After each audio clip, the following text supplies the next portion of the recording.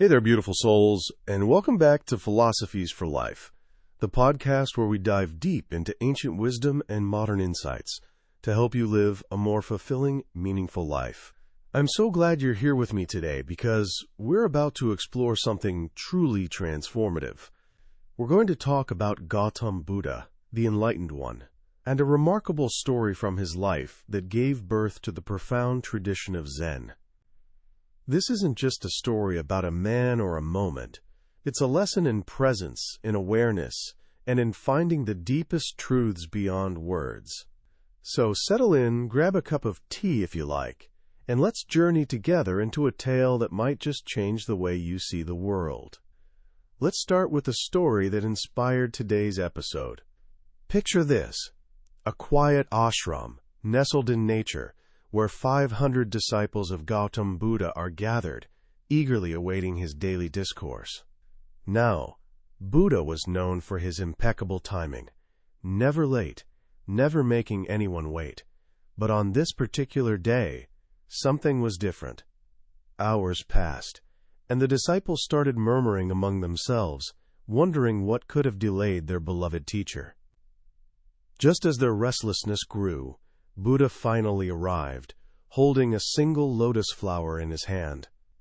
He sat down under a tree, as he always did, but instead of speaking, he simply gazed at the lotus. Minutes turned into hours, and not a word was spoken. The disciples were confused, even frustrated. What was happening? Why wasn't he teaching? Among these 500 disciples, there was one man named Mahakashyapa, often dismissed by the others as a bit of a lunatic. He didn't meditate, didn't join the group discussions, and spent his days sitting quietly under a tree, observing the world around him, leaves falling, grass swaying, monks coming and going. Everyone thought he was mad, unteachable, but on this day something extraordinary happened. As Buddha continued to gaze at the lotus, a loud, joyous laugh echoed through the ashram. The disciples turned to see Mahakashyapa laughing with such abandon that it felt like the universe itself was chuckling along with him. And when they looked at Buddha, they saw tears streaming down his face. Finally, Buddha spoke, saying, "Whatever I could have given to you through words, I have already given.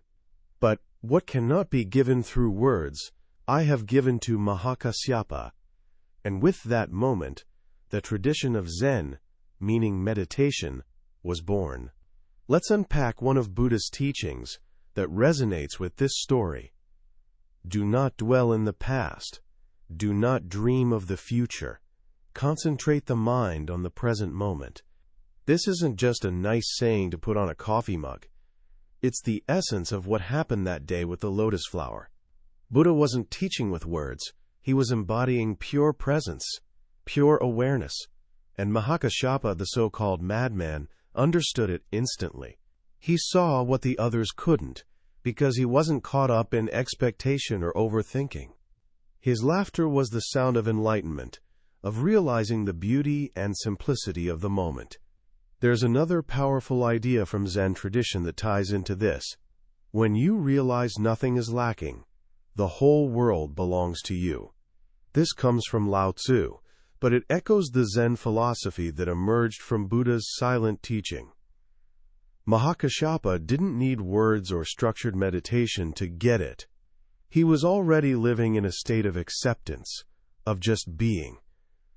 And in that state, he received the deepest transmission of wisdom, one that couldn't be spoken. Now let's reflect on the deeper meaning here. This story isn't just about Buddha or Mahakashyapa. It's about us. How often do we get caught up in the noise of life? Our to-do lists, our worries, our endless stream of thoughts, and miss the beauty right in front of us. Buddha holding that lotus flower wasn't a random act. It was a mirror to show us that truth, peace, and enlightenment aren't found in more knowledge or more doing. They're found in stopping, in looking, in truly seeing. Spiritually, this speaks to the power of presence as a gateway to connection with something greater than ourselves. Emotionally, it reminds us to let go of the need to control or understand everything. And even in practical areas like relationships or finances, this story whispers a truth. Sometimes, the best thing we can do is pause, observe, and trust that clarity will come. I remember a time in my own life when I was so busy chasing deadlines and achievements that I forgot to look around. I was on a hike with a friend, stressing about a project, when she suddenly stopped and pointed to a tiny wildflower on the trail. "Look at that," she said. I barely glanced at it, but she insisted, "No, really look." And when I did, I saw the intricate petals, the vibrant color, the way it seemed to glow in the sunlight.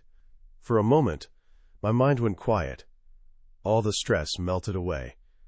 That wildflower was my lotus flower, a reminder to be here, now.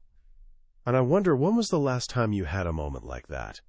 When did you last stop to really see something or someone? So how can we apply this ancient wisdom to our modern lives? Let's break it down into actionable steps. First, embrace the power of pause. Zen teaches us that meditation isn't always about sitting cross-legged for hours. It's about awareness. So start small. Take 5 minutes today to just sit and watch your thoughts. Don't judge them. Don't get tangled in them. Just observe. Notice how a thought arises and then fades. And in that tiny gap between thoughts, you might just feel a flicker of peace, what Zen calls true consciousness. Over time, that gap grows, and so does your inner stillness. Second, let go of the need for answers. Like the disciples waiting for Buddha to speak, we often crave explanations or solutions. But sometimes, the greatest wisdom comes from sitting with the unknown. Next time you're frustrated or anxious, try looking at the lotus flower in your life. Maybe it's a child's smile, a sunset, or even your own breath. Focus on it fully, without needing to analyze or fix anything. And finally, trust your unique path. Mahakashyapa was labeled as crazy, but he was the one who understood Buddha's silent teaching. You don't have to follow the crowd or fit into someone else's idea of spiritual or successful. Watch the world around you, be present, and let your own insights unfold. Maybe you're not the meditating type. Fine. Maybe your meditation is gardening, cooking, or walking. Find what quiets your mind and do that. As we wrap up, I want to leave you with this thought. Life doesn't always speak in words. Sometimes it speaks through a lotus flower, a laugh, a tear, or a quiet moment under a tree.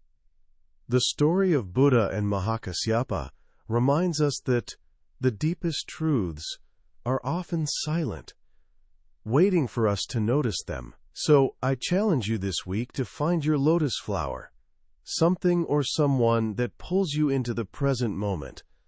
Pause, look, and listen. And if you feel like laughing or crying in awe of it all, go right ahead. That's the sound of your soul waking up. Thank you for joining me on Philosophies for Life. I'm so honored to share this space with you, and I can't wait to hear how this story resonates in your life. Until next time, keep seeking, keep pausing, and keep living with an open heart. Namaste, my friends.